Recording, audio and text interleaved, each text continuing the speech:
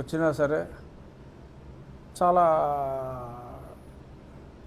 Christian సంఘాల వాళ్ళు అసలు దేవాలయ నిర్మాణం అసలు భారతదేశంలో దేవాలయాలే కట్టకూడదన్నట్టుగా చాలా ఉన్మాదంగా ప్రవర్తిస్తున్నారు.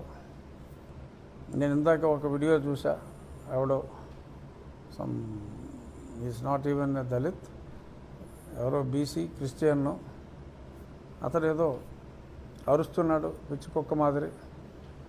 ఏంటంటే ఈస్ట్ గోదావరి క్రిస్టియన్ జిల్లా, పశ్చిమ గోదావరి క్రిస్టియన్ జిల్లా, కృష్ణా జిల్లా అని ఏదో 5-6 జిల్లాలు ఆల్రెడీ కైవసం చేసుకున్నారట. అజయ్ ఎవడో ఏదో కైవసం చేసుకున్నారట. ఇంకేయో మిగిలిన జిల్లాలు చేసి రాష్ట్రాన్నే కైవసం చేసుకుంటామని చెప్పి ఏదో పిచ్చివాగుడు అతను వాగటం జరిగింది. సరే, అది పిచ్చివాగుడుగా మనం వదిలేయకూడదు. ఇటువంటి ఉన్మాదుల్ని ఒక పిచ్చి కుక్కని రోడ్డు మీద వదిలేస్తే మరి ఆ ర్యాబీస్ వ్యాధి సోకి ప్రజలకు ఎంత హానికరమో, అలాగే ఇటువంటి పిచ్చివాగుడు వాగేవారిని మరి అదుపులో ఉంచవలసిన బాధ్యత ప్రభుత్వాల మీద ఉంది. ఇక ఈ సందర్భంగా చాలామంది కొంచెం ప్రజల్ని తప్పుదోవ పట్టిస్తున్నారు. సుప్రీంకోర్టు తీర్పు వచ్చిన తర్వాత, సుప్రీంకోర్టు తీర్పు అంతకుముందు అలహాబాద్ హైకోర్టు చెప్పింది కూడా, సుప్రీంకోర్టు కూడా గతంలో వేరే ఇన్స్టెన్స్లో చెప్పింది. ఈ విషయం మనం చాలాసార్లు మాట్లాడుకున్నాం. అంత స్పష్టంగా తీర్పు వచ్చిన తర్వాత కూడా మరి ప్రణబ్ ముఖర్జీ గారు నాకేదో సర్టిఫికేట్ ఇచ్చాడు, చంద్రబాబు నాయుడు గారు సర్టిఫికేట్ ఇచ్చారు, నన్ను యూజ్లెస్ ఫెలో అని చెప్పి నేను మాట్లాడానని ఒక ఆర్డీఓ స్థాయి నుంచి ప్రమోషన్ల మీదుగా అంచెలంచెలుగా ఐఏఎస్గా ఎదిగి షెడ్యూల్ క్యాస్ట్ రిజర్వేషన్లోనే అయిన వ్యక్తి. సరే, అతను క్రిస్టియన్ అని చెప్పి అతని మాటల్లోనే అర్థమైంది. సరే, ఏదో దొంగ సర్టిఫికేట్ ఏదో పెట్టుకున్నాడు. ఇప్పుడు సబ్జెక్ట్ ఏంటంటే, అతను మాట్లాడుతూ 75 సంవత్సరాలుగా ఇలాగే ఎస్సీ సర్టిఫికేట్తో క్రిస్టియన్లు నడవలేదా, ఇప్పుడు అలాగే నడుస్తుంది అని చెప్పి పబ్లిక్లో మరి అతనికి ఏదో పార్టీ ఉందంట. ఏంటా పార్టీ పేరు? ఏదో వెరైటీగా ఉండదు, మీకు తెలీదా? గుర్తులేదా? అంటే విజయ్ కుమార్ అన్నాడు పార్టీ ఏంటి? 70 కోట్లు శ్రావణలే కాదు. విజయ్ కుమార్ అన్న అతనికి ఎంపీకి పోటీ చేస్తే తిరుపతిలో 4203 ఓట్లు వచ్చినాయి. అతని కన్నా 4 ఇండిపెండెంట్లకి ఎక్కువ వచ్చినాయి. 4 ఇండిపెండెంట్లకి ఇతనికన్నా ఎక్కువ వచ్చినాయి. అతను పార్టీ, అతను పాదయాత్ర చేసిన ప్రతివాడు హీరో అయిపోడు కదా. లిబరేషన్ కాంగ్రెస్ అంటాయా అతను పార్టీ పేరు? లిబరేషన్ కాంగ్రెస్, అది. సో అతనికి వచ్చిన ఓట్లు అవి. సో అతను ఇలా ప్రజల్ని తప్పుదోవ పట్టించి దళిత సోదరుల్ని మిస్లీడ్ చేస్తున్నారు. సో ఈ రకంగా వ్యక్తులు రాజ్యాంగాన్ని it's an abuse, constitutional abuse చేస్తే దానికి శిక్షలు ఉన్నాయి. వక్రీకరించి రాజ్యాంగాన్ని చెప్పటం అనేది, పైగా ప్రణబ్ ముఖర్జీ గారి దగ్గర అవార్డు అందుకుని, చంద్రబాబు నాయుడు గారి దగ్గర అవార్డు అందుకుని, ఒక పార్టీని స్థాపించి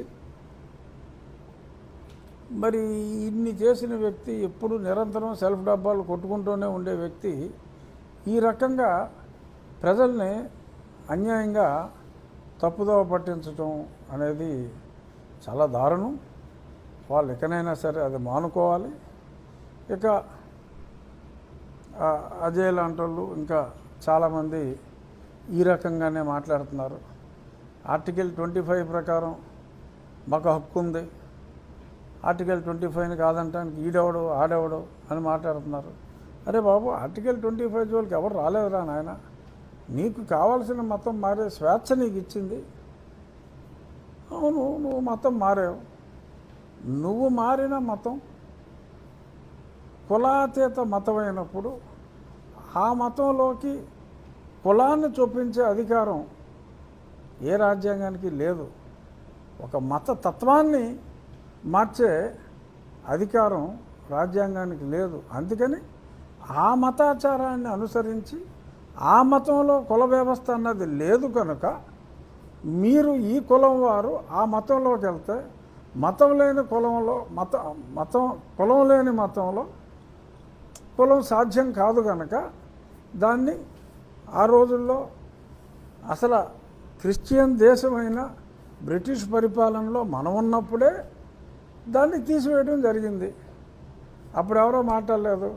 ఓ బ్రిటిషోడా నువ్వు చర్చి ఇచ్చిదివి మేము ప్రార్థించుకుంటకు అని ఒక నీల్ కుమారు మాట్లాడాడు. ఈ నీల్ కుమారు రకరకాల కుమారులందరూ ప్రార్థించుకునేటకు చర్చిని ఇచ్చితివి, చదువుకునేటకు కాన్వెంట్ ఇచ్చితివి అని మాట్లాడినోళ్ళే కదా. మరి ఇప్పుడు వాళ్ళు సడన్గా మరణించిన తదనంతరం కూడా బుద్ధిస్టులుగా మారిపోతున్నారు. 2 నెలల క్రితమే మా అమ్మ క్రిస్టియన్ అయితే మా నాన్న హిందూ అన్నాడు ఒకడు. ఏమో కాబోలనుకున్నాం. ఇప్పుడు సడన్గా మరణానంతరం బుద్ధిస్టుగా మారిపోయి క్రిస్టియన్ ఆచారం ప్రకారం పూడ్చివేయబడ్డాడు. ఏంటో మరి మనకు అది అర్థం కాదు. సరే, అదొక ప్యారలల్ ట్రాక్ అనుకో. బట్ బేసిక్గా నేను చెప్పేది ఏంటంటే, దయచేసి మా హిందూ దళిత సోదరుల్ని మోసం చేయకండి. ఆ మోసం మీద కొన్ని వీడియోలు రెడీ చేయమన్నాను కదా. సరే, ఒకసారి గుడి పూజ చేసి మోసాలకు వెళ్దాం. ఇది ఏ సంవత్సరం అమ్మా మనకి? సుమారు 30 సంవత్సరాల క్రితం 1995. 1995లో అప్పుడు చేతక్కులుండి అప్పుడు ఈ గుడి దగ్గర పానకాలు ఇస్తూ ఆ గుడి బయట చెప్పులు ఇప్పారు. వీళ్ళంతా భక్తులు, అంతా పానకం ఇవన్నీ ఇస్తున్నారు. బహుశా అది రామనవమి రోజు అయి ఉండొచ్చు. అక్కడ మేము పందులు కోసుకునేవాళ్ళం అని చెప్పి ఎవరో మాట్లాడారు. సో అలా మాట్లాడితే మేము ఏదో ఇది వదిలి పారిపోతామనో అనుకున్నారు. అయిపోయింది అబ్బాయి. ఇంకా మీరు ఊరికనే మేము కేసులు పెడతాం, అట్రాసిటీ కేసులు పెడతాం, ప్రైజ్ మనీ కొట్టేస్తాం, అయ్యేం కుదరవమ్మా. Those days have gone my dear brothers. తర్వాత ఇదిగో కరెంటు బిల్లులు. ఎలక్ట్రిసిటీ బోర్డుగా ఉన్నప్పుడు 1993లో కరెంటు బిల్లు రామాలయము అని స్పష్టముగా కలదు.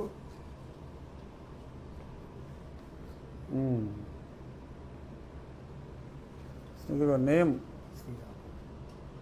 రామాలయం ఉంది. ఇదిగో ఇక్కడ రామాలయము అని స్పష్టంగా ఉంది. ఎవరెవరో మధ్యలో కొత్త దేవతల్ని, అది అసలు సత్రం అంటాడు ఒకడు. సత్రం అంటే సత్రం అనే రాస్తారు కదరా, సత్రకాయ. రామాలయం అని ఎందుకు పెడతారు? ఆ సత్రానికి రామాలయం అని పేరెట్టుంటారంటావా? తింగరోళ్ళు తింగర మాటలు. ఇదిగో ఆ తర్వాత కొత్త ఎలక్ట్రిసిటీ బోర్డు విడిపోయిన తర్వాత డిస్ట్రిబ్యూషన్ కంపెనీలుగా వచ్చిన తర్వాత కూడా ఇది కరెంటు బిల్లు. ఇక్కడ చూసుకోండి చిరునామా. ఇది 2003 తర్వాత, అప్పటి నుంచి 23 దాకా కూడా కడతానే ఉన్నారు. తర్వాత ఇది పీకేశారు కరెక్ట్. రామాలయము. ఇవన్నీ ఇలా ఉంటే ఆడెవడో ఒకడు వస్తాడు, అక్కడ సత్రం ఉంది, లేదంటే ఇంకోటి ఉంది. పూర్వం అక్కడ అలా వెళ్తా అక్కడ సేద తీరేవారు. రామాలయం ఉన్నా సరే గుడి ప్రాంగణంలో మనకు అనాదిగా కూడా ప్రతి దేవాలయం వద్ద కూడా యాత్రికులు పడుకోవటం అనేది చాలా కామను. అంచేత ప్రతి గుడి దగ్గర, గుడి బయట రాత్రులు ఈ రోజుకి కూడా పడుకుని ఉంటారు. నేను ఎవడో పడుకుంటాను చూశాను, దీన్ని సత్తనమందురు, ఇది